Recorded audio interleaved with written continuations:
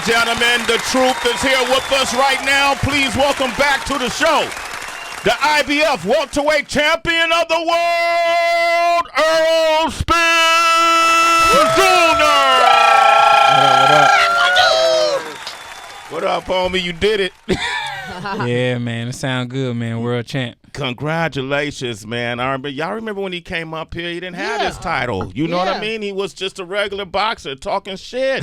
Now, you know what I mean? Now, every boxer say they the best, right? He walked the talk, though. Yeah, he did walk it, and he walked it against somebody that I honestly, know is a very extremely crafty, strong fighter, and you were able to break down Kell Brook and really take his spirit away. And I remember all the shit talking, leading up to the fight.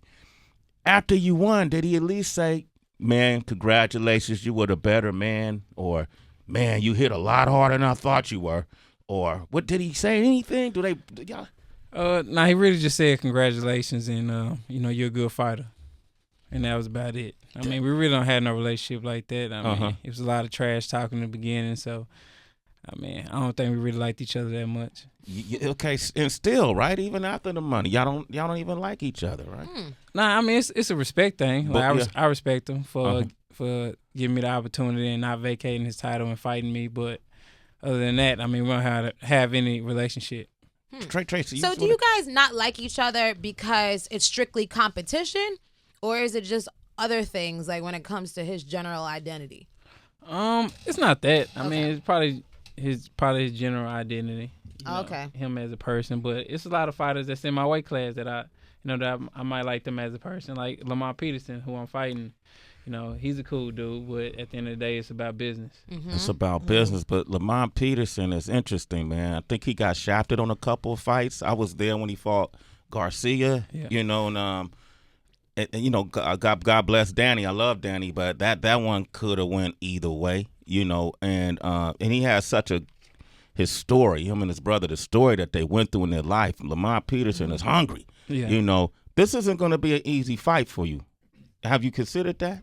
Yeah, I mean, no fight's easy. And like I stated before, I don't want the easy fights. I want to fight the guys in the top 5. I could have easily fought, Joe Blow in my hometown, but, I want stiff competition. I want names. I'm trying to build my legacy. So that's why I chose to fight Lamont Peterson. Kell Brook fight. Did you feel like it was your best performance? I don't think so. Okay. I mean, I came off a long layoff. First time fighting overseas as a professional in front of 30,000 his fans. I mean, I wasn't nervous, but I mean, I don't feel like that was my best performance. Okay. Go ahead, Heather. My husband is listening. He's a huge boxing fan. He can't even get through right now, but he's like, yo, tell Spence Jr., he's groomed to be the future. That boy nice. He sparred with everybody in his division. He helped the Charlo brother with his new boxing style, and he been knocking niggas out since. I'm sorry. I'm just going to read it to you exactly how he wrote it. Oh, come on, Heather. Since he been sparring with Spence Jr.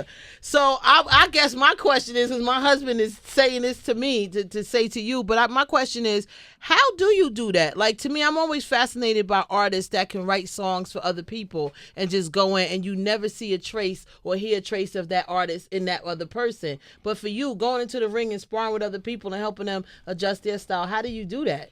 It's iron sharpens iron. I feel like, me sparring Jamel, he's a world champion. Yeah. He's a terrific fighter. He's tall, he's rangy, he's very experienced, got 30 pro fights. And iron sharpens iron, we've been together since the amateurs. I mean, he's from Houston, I'm from Dallas. Yeah. So in the amateurs, we was both on the same team together. Okay. So we have a long relationship.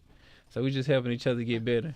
But he fights in a heavier division than you. Yeah. And so when you're sparring, like, how is it at 75%, 90%? Like, what does he hit like? The Charlo brothers are knocking motherfuckers. They put him to sleep. Like, he's bigger than you. I mean, Jamel can hit, but I spar guys bigger than Jamel. Like, I spar light heavyweights. You hear that? Did he just stun? Oh, Errol, the truth just stunted on us right there. That ain't nothing. I'm looking at, like, those who hold the belts. You got the IBF. Keith Thurman has WBA, WBC. I saw you guys on Showtime, I believe it was, on the panel. And I'm sitting there looking the whole time. and Keith was on one side, you were on the other side.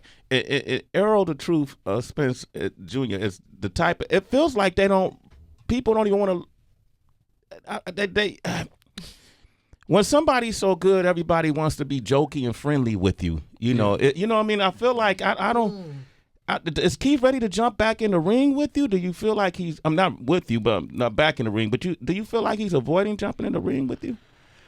Man, I don't know if he's avoiding, but he's procrastinating a lot. It's taking a long time, right? Yeah.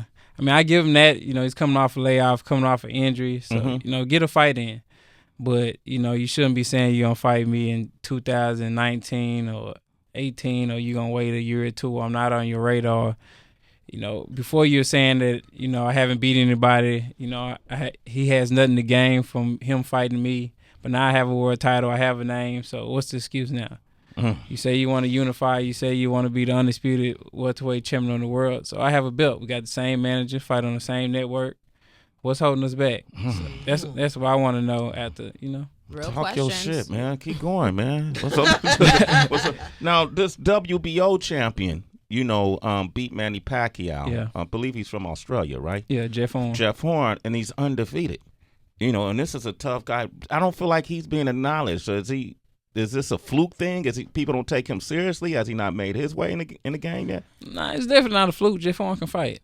He's a crafty fighter. He's real feisty. Just like he showed with Pacquiao. But I'll fight Jeff Horn.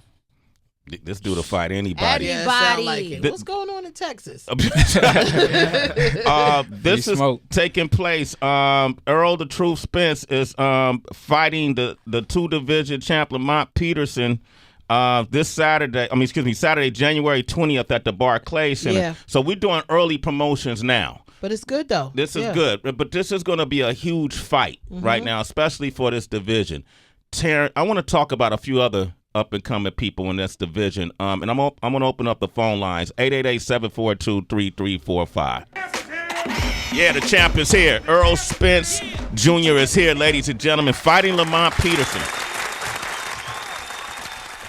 They say it's a boxer versus a puncher, but I feel like you're a boxer-puncher, too. What do you have to watch out for with Lamont Peterson? He has nothing to lose at this point. I think he got 3 losses on his career right now, and some of them are questionable. I think he, in his mind, feels, even though y'all friends, that he could walk into this fight and steal your belt away. What do you need to watch out for with him? Lamont, he's crafty. Yeah. He's crafty. He's well experienced. I'm pretty sure it's not really anything he hasn't seen yet in boxing. He has a vast amateur career, so he's experienced. I just got to watch out for the basics. Lamont, he's a dog, man. He stays in shape. He comes in the fight in shape. He wouldn't have put his life on the line in the ring. So I have to be on my P's and Q's, be on my A1 game, and just make sure this training camp is just like the Kell Brook training camp. We got to train 100%. Got to train hard. Got to stay focused. Stay hungry. Got to stay hungry. Okay, we got Manny on the line from D.C. Manny, what up, baby? What's up, Manny? Hey, what's going on? What's up, brother? How you doing, man? You repping that D.C., huh? I know you. Yeah, you Team Peterson? Yeah. No. I'm originally from Brooklyn. I live in D.C. now, though. Okay. But I went to the Coney Island fight to go see Errol Spence in the past. It was like a couple years ago. So I'm a big fan of Errol Spence. I've seen him rise. I know there's been talks of Crawford. I know Crawford's a junior welterweight. So I know there's been talks of him coming up. I'd definitely like to see that fight whenever that builds up. But I'm definitely going to the Barclays for the Lamont Peterson and Errol Spence fight. That's definitely a good fight for the sport. Okay. You have a question for him, or you just wanted to let that be known? Oh, let that be known, but definitely, definitely, if there's been any talks about that Crawford fight. Yeah, I see what's going on. Yeah. So I know he has to focus on Lamont Peterson, but I'm pretty sure there's been some type of hype in regards to that fight as well. Crawford, you remember Terrence Crawford came up here and had a pin. Now that's. If there was anybody as confident as you, it would be Terrence Crawford, who is an amazing fighter. And I know he's stepping into the welterweight, arena now. Yeah. What is the likelihood of that happening? I mean, that to me, Terrence Crawford silently is one of the most skilled fighters in the game. Yeah. Has that been on your radar? I mean, he's been on my radar for a while, but I mean, we'll line it up soon enough. I'm pretty sure they said something about him fighting Jeff Horn later in the summer for the title. So I want to be undisputed welterweight champion of the world. So if he gets the title, then we're gonna line it up. So we'll line it up soon. Yeah, and I know initially he was hoping to fight Pacquiao. Everybody assumed Pacquiao was going to win that fight, and so now it's Jeff Horn. This is hella random, but it just came to mind. I'm not sure if you paid attention to when Mace and Cam were sparring on wax, but let's just say they decided to get in the ring together instead of going to the studios to make the disc records. Who would you train for that fight? Would you either train Cam or would you train Mace? Just thinking of their stature. Probably Mace. Why is that? No, you talking about Cameron, right? Yeah. Cameron, he talk a lot, man. Cameron cocky as hell. He talk a lot. Probably Mace, man. I don't know why. I probably would want Mace to win. Okay. Hey, who do you listen to? I listen a lot of Boosie. Boosie. Shout out to Boosie. Mm-hmm. Right now, NBA YoungBoy. Okay. Yo Gotti. I was listening to Moneybag, but I'm not right now. Who else? Meek Mill. You like hood dudes. Huh? Jay-Z. Okay. A little bit of Nas. That's about it That's about it. A nice mix up. Yeah. Yeah, right? Yeah. You single? I know. I feel like I Nah. asked you that. No, okay, good. Okay, look at his watch, Heather. Let's talk about the money game. He just gave me a little bit, not because he realized I ain't have my sunnies on, so he gave me a little bit. Let me ask you this. Because we've seen the history of boxers just make a lot of money and end up destitute with none. What steps and measures have you taken? If anything about Floyd Mayweather we all love and appreciate is the fact that him and his team know how to manage money. Yeah. They know how to spend it, but they know how to manage They just it. spending Yeah. interest. For young boxers like yourself that are coming, and just young professionals coming into their field, what advice would you give them about what you learned about how to sustain the money that you bring in? Fortunate for me, I have a great manager advisor, Al Heyman, and even when I first started my career, he basically drilled in the fact that it's a life after boxing. I want to set you up where your kids will set up funds for their school if they want to go to college in the future, and set up retirement funds for you and a different IRAs and things like that where you be set up in the future. So. I'm fortunate to have a great manager who cares about my well-being in the future after boxing, and not just right now trying to get money for me and trying to use me up. Do you get like allowance? Do you give yourself a stipend, rather, a monthly allowance that you're going to spend? Do you give yourself a budget to make sure you don't overspend? Oh yeah, I give myself a budget. I don't spend a lot. You know? Nah, I don't spend a lot. I like watches. I only got this in a Rollie, but. Yeah. I only got this in a Rollie. Get your only game up. Get your only game up, Sway. My only game is suspect. But nah, I don't spend a lot of money at all. So. Okay, all right. Man, don't forget to fight January 20th at the Barclays. Tickets can be purchased at Ticketmaster.com, BarclaysCenter.com.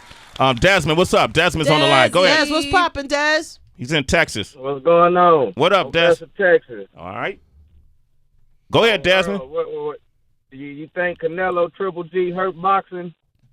I don't think it hurt boxing. I think when the two best fighters fighting each other, it helps boxing. So they're supposed to be fighting again.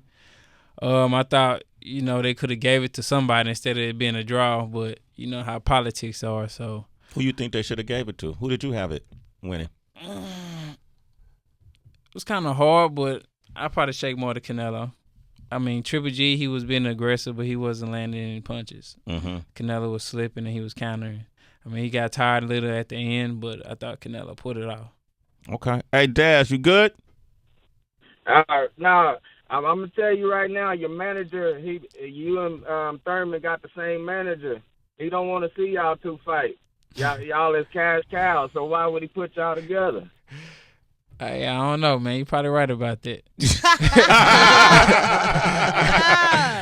Desmond, I like that, man. All right, Errol Spence Jr. is here. The truth is here. Man, can you hang out? We're going to do some Celebrity Wire, man. I want to get your take on some of it. Up next is Celebrity Wire. Yeah, man. And Tyrese got something else to piss you off about. 845. Hold up, wait a minute. Y'all thought I was finished?